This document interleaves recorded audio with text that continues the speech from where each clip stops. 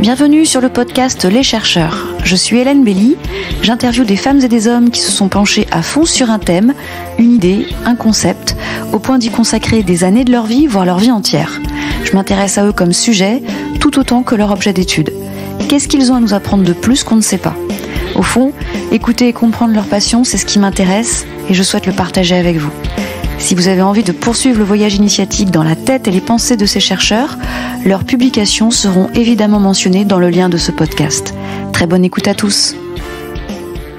Vous venez d'écouter la première partie de l'interview d'Edgy Dirtystein. Elle nous a raconté qu'au cours des années consacrées à réaliser sa thèse, elle a vécu un profond éveil de conscience.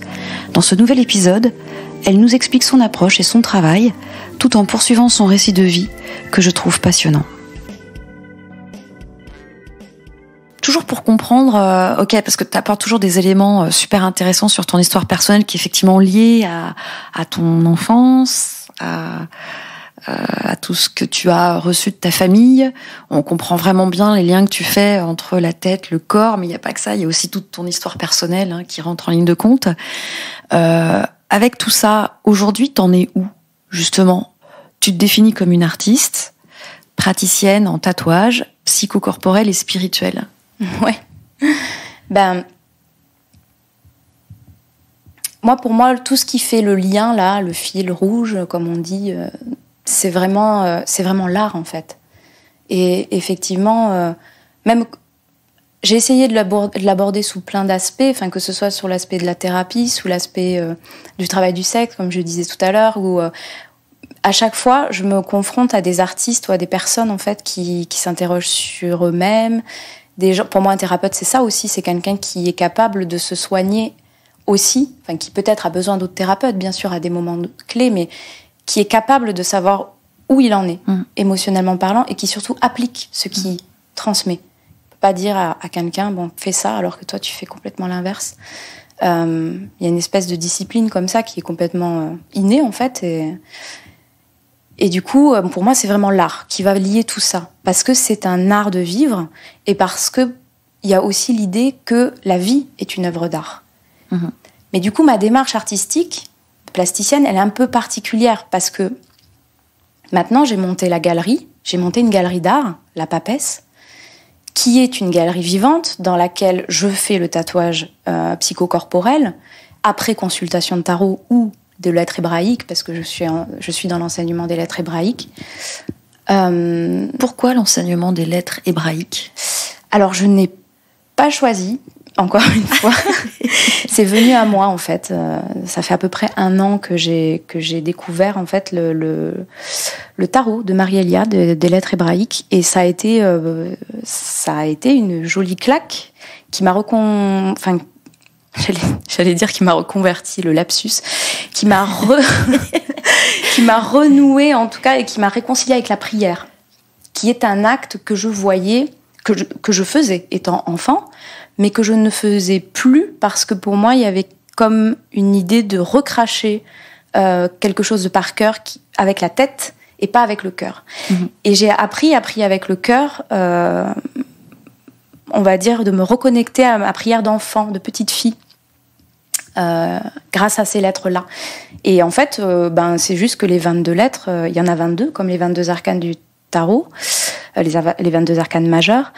Et en fait, on considère qu'effectivement, à partir de 22 lettres, on peut créer le monde.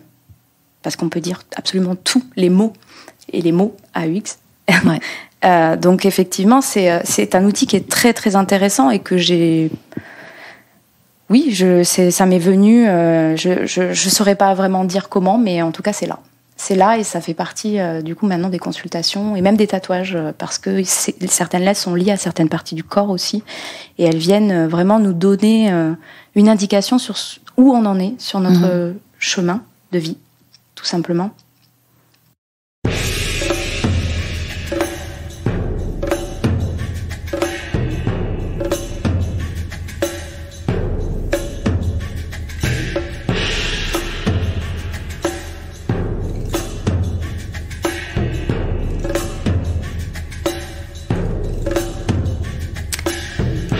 Mais c'est encore lié à l'origine divine de l'homme, en fait.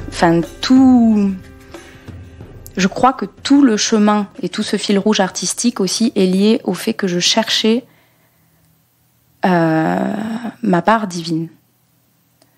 Je l'ai cherché dans la chair, je l'ai cherché partout. Puis vraiment, enfin, on le voit dans les performances que je fais. Par exemple, une performance où je m'agrafe la Bible. Je pose du discours, du texte sacré sur ma peau, que je fais saigner, que j'ouvre, que je donne en communion au public. Enfin, il y a quelque chose comme ça où je cherche. Mais toutes les performances, en fait, elles ont cette dimension-là à chaque fois. Et c'est vraiment à la recherche pas du sacré, mais du divin, vraiment. Ouais, tu me disais, tu fais la différence entre souffrance et douleur. Alors, et donc là, tu y ajoutes recherche du divin. Enfin, comment ça s'opère tout ça ? C'est en ayant mal ? Non, pas du tout. En fait, je pense que la vie, elle est bien faite. Et que... elle est bien faite et elle est mal faite. C'est comme l'humain, en fait. On est les deux. Ouais. Comme tu vois, quand je te parlais du sujet de thèse, j'ai toujours été dans ce truc de polarité. Ouais. Et j'en ai marre, en fait, de chercher quelle est la vérité, en fait. C'est tout, la vérité. La vérité, c'est le grand tout. La vérité, c'est d'arriver à accepter, à cumuler des choses qui sont incompatibles. Ouais. Et vraiment, ça, j'y tiens parce que c'est quand j'ai compris ça, parce que même pendant ma soutenance de thèse, je reviendrai sur la douleur, mais je fais juste une petite parenthèse. À la soutenance de thèse, je me souviens qu'à la fin de la soutenance, l'un des professeurs qui était invité pour le jury me dit on a bien compris que vous avez le cul entre deux chaises et que vous n'êtes pas capable de choisir entre des pentes et Nicolas XVI. Mais je dis mais j'ai pas envie de choisir en fait. Enfin, pourquoi il faudrait toujours choisir entre le féminin ou le masculin, le chaud, le froid, l'essentialisme ou le matérialisme. En fait, on est tout ça. Les deux, exactement. Et quand j'ai monté la Papesse, la galerie, vraiment, en fait, c'est un lieu. Moi, je le vois vraiment. Bon. Encore une fois, ça s'est fait vraiment sous des circonstances assez magiques. Mais quand j'ai trouvé ce lieu et que j'ai décidé de faire tout ce que je fais à l'intérieur même de ce lieu, donc réunir des artistes, faire des expositions, faire des conférences, faire des ateliers, des stages, inviter des animateurs de stages et d'ateliers qui sont à la fois thérapeutes et artistes, parce que vraiment, je veux qu'en fait, ce ne soit que des personnes qui soignent avec l'art ou qui se servent de la thérapie pour créer, mais qui vraiment jouent avec ces deux formules. J'ai décidé dans ce lieu de ne plus choisir. J'en ai marre qu'on me demande de savoir si je suis chercheuse, ou si je suis artiste, ou si je suis féministe, ou si je suis ci, ou si je suis ça. En fait, je suis tout ça. C'est pour ça que je te définissais comme une héroïne moderne. C'est que, bah oui, t'as tous ces arcs en ta possession, en fait. Peu importe lequel, t'es à la fois une artiste, t'es à la fois une performeuse, t'es à la fois quelqu'un de très littéraire. La dernière fois, quand je t'ai appelé, tu m'as dit que t'étais en train d'écrire, tu dessines.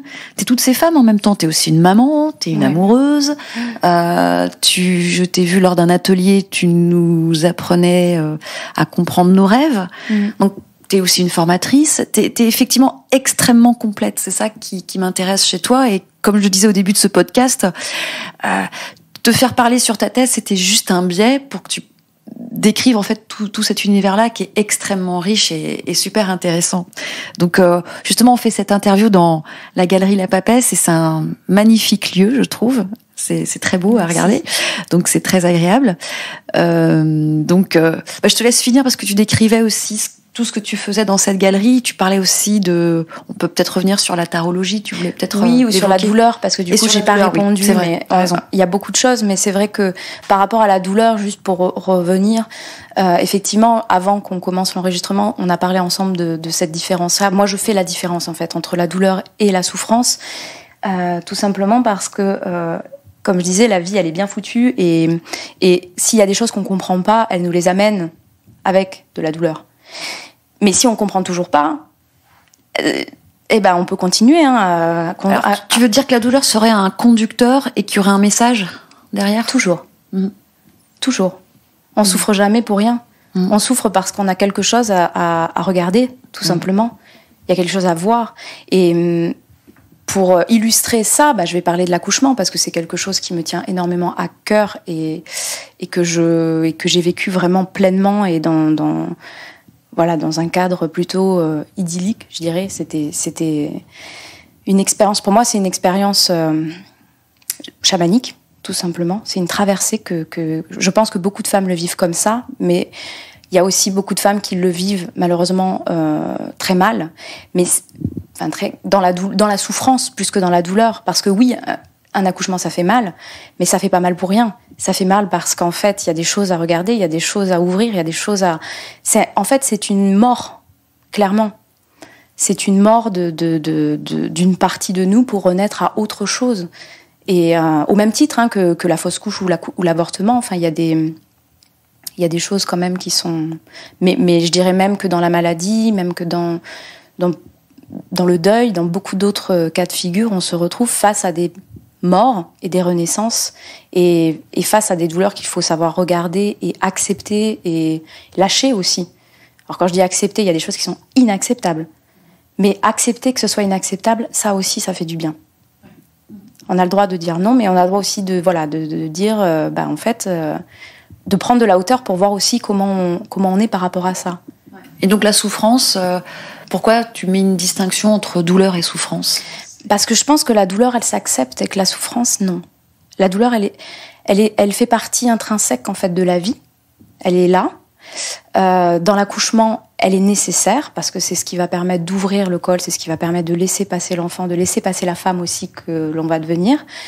Et elle permet aussi de renouer avec aussi, si effectivement il y a eu des accouchements difficiles dans nos familles, si notre propre naissance a été compliquée, ça renoue aussi avec tout ça. Donc il y a des choses à regarder et peut-être à préparer avant aussi. Là où la souffrance, ça va être plutôt quelque chose de l'ordre de « je subis ». Comme l'air, en soutien en haut. Il y a longtemps que vous attendiez ça, et ben ça y est. Comme ça, vous pourrez causer et égayer vos soirées d'hiver. Je suis dans une spirale sans fin, je déteste me lever le matin, la même sale gueule à toutes les heures. Ça en devient malsain, mes insomnies prennent toute la place. Mes putains de crises d'angoisse, je trouve même plus la force de me plaindre, tellement ça me lasse. Est-ce que la douleur, elle peut être physique et mentale, et la souffrance, elle est surtout subie ? Je pense que la souffrance, elle est surtout subie. Mais je vais faire le parallèle aussi avec le tatouage, par exemple. Beaucoup de gens me disent dans la rue, parce que je suis très tatouée, mais en tout cas, j'ai un bras très tatoué, tout en noir, et on me demande « Ah, vous avez dû avoir mal, mais quelle souffrance vous avez dû endurer, ça va, ça fait pas trop mal ?» En fait, c'est de la souffrance, c'est de la douleur, oui, mais ce n'est pas de la souffrance parce que c'est moi qui ai décidé de le faire. On m'a pas attrapé, bâillonné et tatoué de force. Là, oui, je serais dans la souffrance. Mais si, à partir du moment où moi, j'ai décidé de le faire, je suis complètement... Effectivement, je vais endurer une douleur parce que c'est pas super agréable, mais c'est quelque chose que j'ai choisi. Et dans ce dépassement de la douleur, par contre, ça, c'est très important, c'est que ce soit le tatouage, que ce soit l'accouchement, que ce soit... Quand c'est fait dans des conditions vraiment d'acceptation, où on regarde les choses, il se passe quelque chose quand on en sort, où c'est magique. C'est-à-dire qu'il y a une sorte de... Oui, on devient finalement... quelqu'un d'autre. Quelqu'un d'autre, et puis on a dépassé ça. Donc en fait, il y a vraiment une force et une puissance qui s'installe, qui est incroyable, notamment pour l'accouchement. Enfin, toutes les femmes que j'ai vues qui accouchaient à la maison, par exemple, et qui le faisaient exactement comme elles voulaient le faire au moment où elles voulaient le faire. Je parle pas de femmes qui ont prévu de faire ça, et que ça s'est déroulé exactement comme elles avaient prévu. Je parle d'accouchement où on a laissé faire comme ça devait se faire et on a lâché. Et où vraiment les choses se sont passées comme ça devait se passer, mais ça s'est bien passé parce qu'on a arrêté de faire des plans sur la comète et qu'on a laissé faire le corps. Toutes ont aujourd'hui un discours de fierté. Enfin, je vois des femmes qui sont vraiment très, très heureuses et épanouies, en fait. Parce que ça va se répercuter dans leur profession, dans leur couple, dans plein de choses, où d'un seul coup, oui, il y a quelque chose, quoi. Là où, effectivement, une femme qui va vivre peut-être ça de façon moins... Qui l'aurait subi ? Qui l'aurait plus subi et qui va du coup vivre de la souffrance, par exemple. Alors, il y a évidemment, ça peut se passer aussi à la maison, mais c'est pas la même chose. C'est-à-dire que si jamais effectivement il y a un transfert qui se fait à l'hôpital, c'est que vraiment il y a des complications, c'est que vraiment, et puis les sages-femmes qui accompagnent à ça, elles sont tellement calées et le moindre regard, elles le savent en fait. Il y a même pas c'est des intuitives incroyables. Mais pour celles qui, par exemple, vivent à l'hôpital en maternité et qui vont vivre justement une certaine souffrance, il va y avoir... moi, je trouve ça hallucinant qu'on laisse sortir les femmes et qu'on n'en parle plus. Tu vois, c'est... bon, c'est bon, le bébé va bien, vous allez bien, allez, hop, bonne journée. Et puis après, on est toute seule. Et moi, j'en vois beaucoup, beaucoup en atelier, en consultation, des femmes qui, quand on remonte un petit peu le cours du temps et qu'on demande comment s'est passé l'accouchement du premier, comment s'est passé... Tac, on se rend compte qu'il y a des femmes qui se mettent à pleurer, il y a des femmes qui n'ont rien réparé. Avec leur couple, ça va plus du tout. Parce qu'en fait, elles se sont retrouvées à vivre des choses hyper extrêmes et qu'elles n'ont pas été suivies après. Bon, évidemment, il y a le bébé, il y a plein de choses à faire après, mais juste en parler, juste pouvoir se retrouver dans un endroit où on en parle et où on explique que ça, c'est pas normal. J'ai vécu ça, c'est pas normal. On m'a séparée de mon bébé, on m'a dit ça, on m'a montré du doigt, on m'a fait un toucher vaginal à tel moment. Non, c'est pas normal, en fait. Et ça me touche beaucoup, mais parce que c'est aussi la dernière expérience corporelle que j'ai eue, hyper intense, donc... Ouais, non, mais de toute manière, c'est des questions effectivement essentielles. Tu peux... pour ramener à tous les raccords que tu fais entre la conscience de ton corps et la conscience de ta pensée. Ouais. La plupart des personnes, je suis très généraliste, mais la plupart des personnes n'ont pas conscience de leur corps et n'ont pas conscience de ce qui se passe aussi dans leur pensée. Il n'y a pas de raccord parfois. Les raccords, les liens ne se font pas. Donc, si on prend l'épiphénomène que peut être l'accouchement et que peuvent vivre certaines femmes, les hommes aussi assistent à ça, sont spectateurs. Mais ils peuvent en être témoins, évidemment pas acteurs, mais ils vivent des choses aussi. Ils le vivent aussi, mais c'est vrai que je comprends tout à fait ce que tu dis, parce que dans l'accouchement, comme épiphénomène, c'est le moyen, le moment de faire ces raccords entre... ces synchronisations entre la tête et l'esprit, et elles sont pas du tout évidentes à mettre en œuvre quand t'as pas toi-même avancé, cheminé dans ta vie pour en arriver là. Donc l'accouchement peut même être vécu comme un traumatisme. Oui, c'est ça. Parce que ça courgute, quoi. Ça courgute entre l'esprit et le corps. Oui. Et parce que le corps n'a pas été forcément, on n'est pas arrivé à un niveau de conscience ou à un niveau d'éducation. Il faut peut-être de l'éducation pour ça, ou d'expérience personnelle pour arriver à faire ces liens. Mais donc souvent, je pense que l'accouchement, encore une fois, je généralise, mais l'accouchement peut être perçu comme quelque chose, une expérience traumatique. T'as raison. Après, faut en parler, pouvoir en discuter. C'est ça. Et puis c'est aussi le mot qui me manquait tout à l'heure pour décrire aussi l'énergie qui se passe après une expérience qui se passe bien et une expérience de douleur dépassée, c'est la confiance en fait. C'est la confiance en soi et en son corps. Et je pense que ça, effectivement, quand le corps a été traumatisé et l'esprit, et en fait ça aussi c'est pareil. Il y en a marre de choisir entre l'esprit et le corps. Le corps c'est notre esprit, l'esprit c'est notre corps. Enfin, je veux dire, on est complètement interconnectés et il n'y a pas de l'un ou l'autre. Et la médecine travaille vraiment le corps comme étant une carapace vide. C'est des techniciens quoi. Donc oui, dans un accouchement, s'il y a un problème dans l'accouchement à la maison, ma sage-femme me disait toujours, ce sont des excellents techniciens, s'il y a un problème, on va les voir. Mais s'il n'y a pas de problème, et de toute façon, il n'y aura pas de problème, puisque, voilà, tu as fait aussi ton chemin, ta vie, tu sais où t'en es, tu connais... Et puis, ouais, il n'y a pas besoin déjà de positionner en disant, il va y avoir ça et ça comme problème, parce que tu le crées, en fait. C'est là aussi où c'est interconnecté, le corps et l'esprit. À partir du moment où tu décides que quelque chose sera comme ça, c'est ça aussi le pouvoir créateur. Tu décides que les choses seront comme ça, ce sera comme ça. Tu feras l'expérience de ça, forcément, puisque tu es le dieu de ta propre vie, en fait, ou la déesse de ta propre vie. Donc c'est là où on en revient à ce que tu entends par divin. Trouver sa divinité. Exactement. C'est être maître de soi, c'est devenir un maître Yoda pour soi. Non, peut-être pas un maître, parce que c'est un terme qui me... Je dirais, en tout cas, je dirais juste, en fait, être à l'écoute de soi. Parce que dans le côté maître, il y a un côté un peu dressage aussi qui me plaît pas trop, dans la mesure où moi, si j'ai envie de pleurer, je pleure, en fait. Je vais pas être maître de mes émotions. Mes émotions, des fois, elles vont déborder et surtout que je ne sois pas maître, qu'elles débordent. Il faut les exprimer, il faut pas garder les choses. Donc, c'est pas tout à fait ça, mais c'est aussi ça, du coup, puisque c'est forcément dans une forme de lâcher prise qui va amener à une conscience de soi, une connaissance de soi. Ouais, c'est la connaissance de soi. Tu mets plutôt cet accent là-dessus, c'est la connaissance de soi. Connaissance, oui. Faut toute une vie pour se connaître. Faut toute une vie. Mais ça revient, tu vois, avec la thèse et tout ça, quoi. Moi, je pensais être dans la connaissance, mais je connaissais. Au final, ce que j'ai cherché toutes ces années, c'est juste moi, en fait, et savoir où j'en étais, et à travers moi, c'est tous les autres aussi.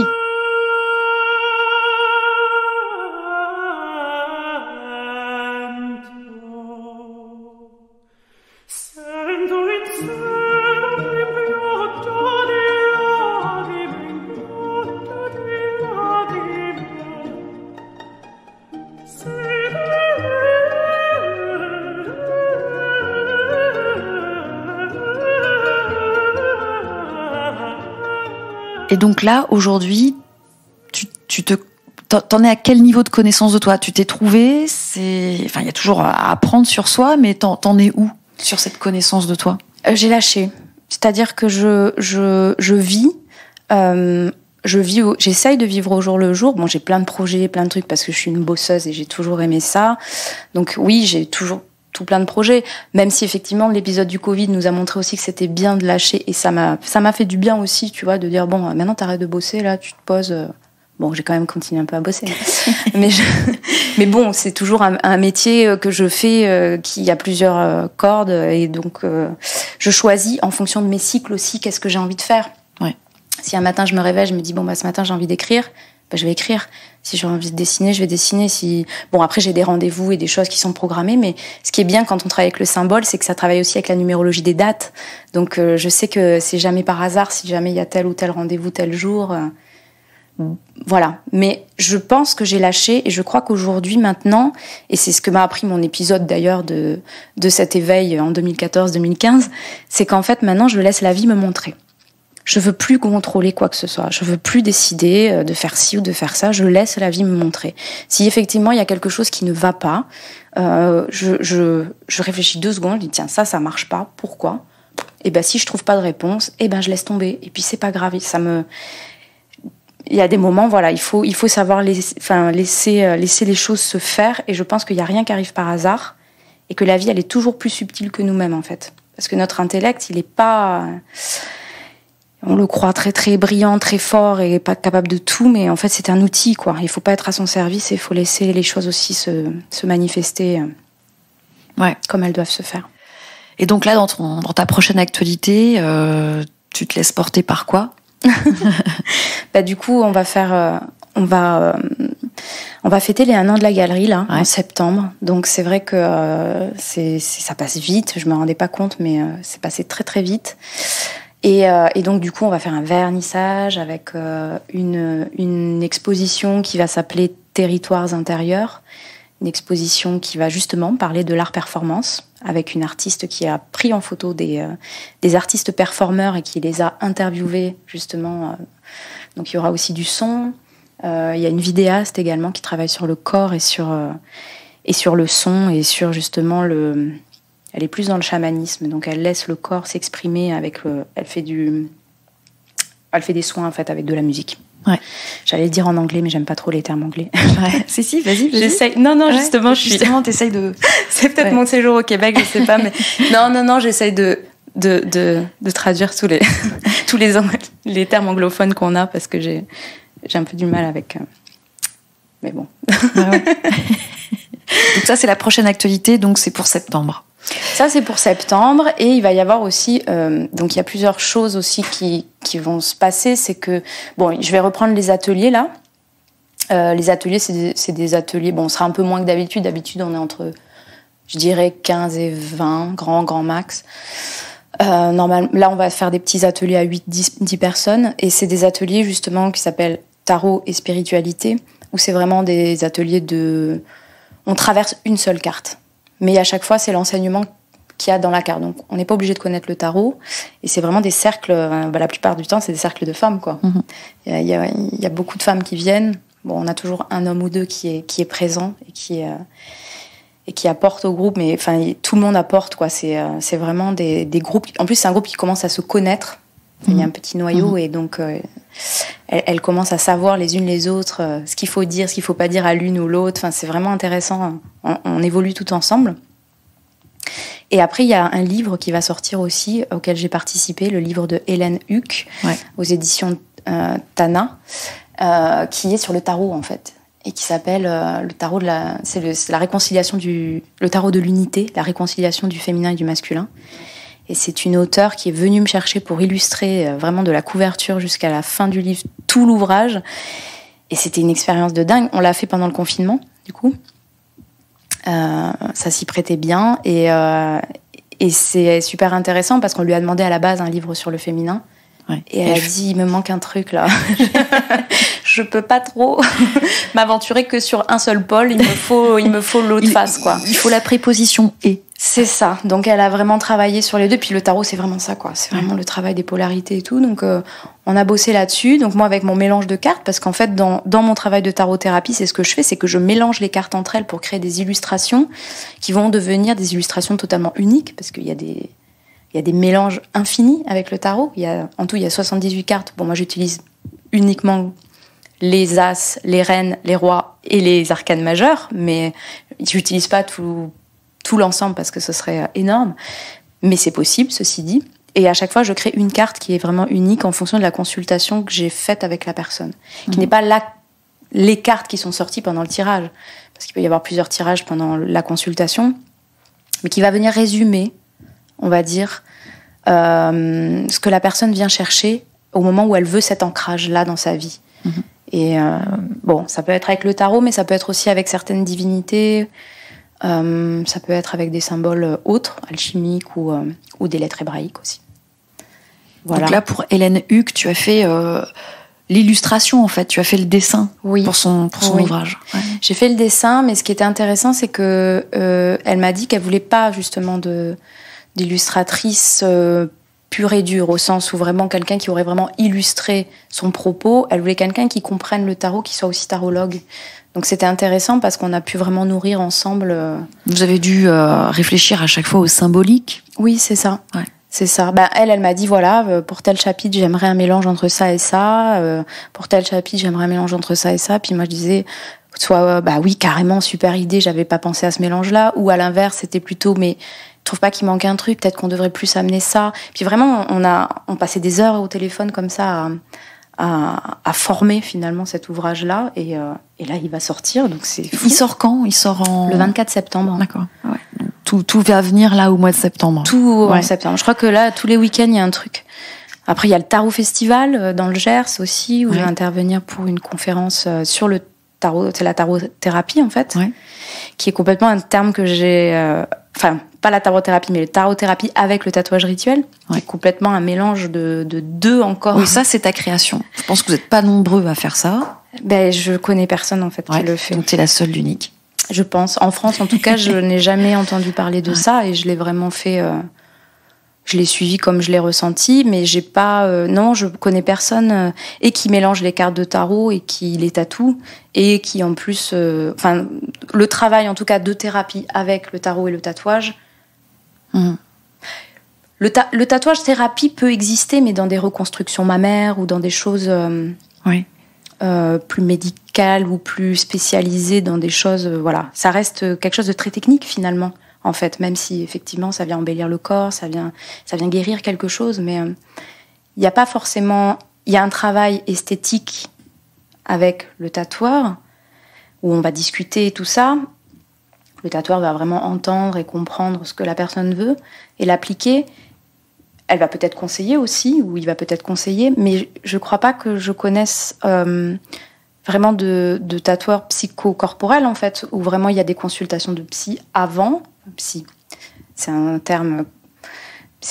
En fait, c'est du tarot psychologique et spirituel, donc les deux... Tu vas avec on va dire comme ça, le patient, tu vas essayer de comprendre en quoi ce tatouage va lui apporter un niveau de connaissance sur elle ou sur lui, le faire avancer dans sa vie. Il y a un peu de ça. En fait, la personne vient me voir et me dit, je suis intéressée pour faire ça. On prend un premier rendez-vous de consultation d'1 heure où la personne a autant de questions qu'elle veut, où on fait un travail d'abord. La plupart du temps, je commence avec les lettres hébraïques et ensuite je continue avec le tarot. Mais la personne, déjà, je lui demande pourquoi elle est là. Qu'est-ce qu'elle veut ancrer en elle. Et en fait, le travail va se faire plutôt sur... En fait, il y a plein de demandes différentes. Il y a des personnes qui vont venir me voir parce qu'elles auront décidé de ne plus jamais être malades. Elles ont eu des cancers, des maladies immunes, orphelines, ou tous les noms, voilà. Elles ont décidé que là, en fait, elles n'étaient plus malades, et c'est le cas. Maintenant, à partir d'aujourd'hui, c'est une réalité dans mon corps. Je veux l'ancrer. Donc, on va effectivement travailler. Donc, pourquoi cette maladie ? Qu'est-ce qui s'est passé, etc. Donc, on va vraiment faire un travail, on va remonter. Bon, des fois, il y a des choses douloureuses peut-être qui vont sortir, mais on va essayer de comprendre qu'est-ce que cette personne a compris de cette maladie-là ou de ce passage-là. Parce qu'en fait, si on ne le comprend pas, ça peut se représenter. Il y a ça aussi. Après, encore une fois, c'est pas une compréhension intellectuelle. Hein. C'est une compréhension vraiment dans le corps et dans le cœur, surtout. Mais il peut y avoir des personnes qui traversent un deuil, qui ont besoin d'être accompagnées, des personnes qui vont complètement changer d'orientation professionnelle et qui n'ont pas trop la force de changer parce qu'elles sentent qu'elles sont attachées à une sécurité pour le moment financière dans leur boulot-là, mais que si elles abandonnent, etc. Ça, c'est très fréquent. Donc, on va essayer de sauter le pas et on va essayer de trouver la force, justement, ou l'archétype, ou le symbole, en fait, qui va nous permettre de dégager ça. Et des fois, c'est des symboles qui vont se coller sur certains organes. Ça peut être sur les pieds. Moi, ça a marché, en fait. Mon premier tatouage rituel, je l'ai fait sur moi-même. Et je l'ai fait sur mes pieds, en fait, au Canada, toute seule, avec mon tarot, là, et ma machine dans mon salon. Je me suis ancrée les pieds parce que, vraiment, mon intention, c'était je veux m'ancrer, quoi. Je veux être au sol, je veux comprendre mon corps, je veux vivre là comme mon corps, il me dit de vivre et arrêter dans ma tête à vouloir réfléchir sur le monde et essayer de comprendre des choses. Je veux lier les deux et je veux vivre vraiment ici et maintenant et accepter en toute humilité qui je suis sans essayer d'être quelqu'un d'autre. Donc ça peut être des choses comme ça. Après, ça peut être aussi des personnes qui ont des douleurs à certaines parties du corps.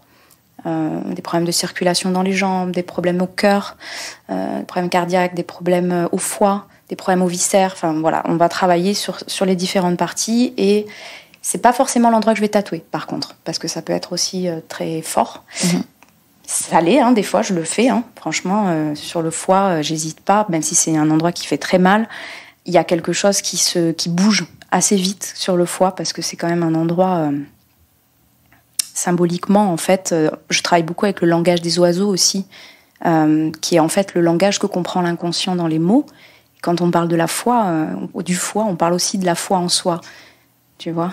Donc, avoir foi en soi, c'est quoi ? Enfin, toutes les maladies qui sont liées au foie, tu vois, que sont aussi des maladies qu'on peut se créer avec de l'alcool, avec de la nourriture, avec des choses extérieures qui vont venir nous remplir parce qu'en fait, on ne trouve pas le bon tuyau, enfin, la bonne, le concentré de nous-mêmes, en fait. Donc, on va remplir avec des trucs extérieurs, mais l'intériorité, finalement, on va passer à côté. Et ça va passer par des addictions. Tu parlais, c'est parce que ça touche à la confiance que l'on a en soi. Ouais. Et la confiance, elle est rattachée à la foi en soi. Ouais. Et donc, on peut faire le lien peut-être... Enfin, t'es en train de faire le lien avec l'organe.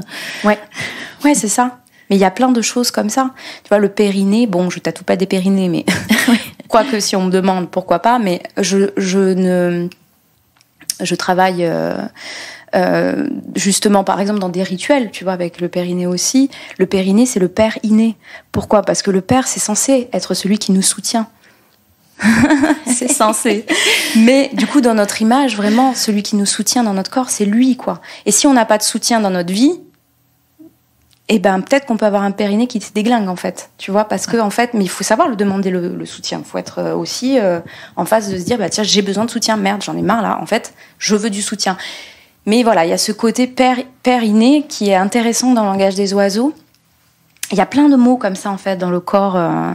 Puis après, il y a plein de symboles, plein de mots aussi qui vont se rattacher. Là, c'est le travail, par exemple, de Annick de Souzenel, que j'aime beaucoup, qui travaille avec l'hébreu biblique, mais qui travaille aussi avec le symbolisme du corps. Elle va rattacher certaines parties du corps, justement, à la Bible. J'ai découvert une autre personne, Luc Biget, qui travaille sur la mythologie. Toutes les parties du corps sont liées avec des mythes aussi. Et vraiment, le symbole, c'est ça. C'est que c'est une réalité, c'est dans notre vie de tous les jours et c'est quelque chose qui fait partie, en fait, de notre corporéité, en fait, de notre incarnation, qu'on incarne au quotidien.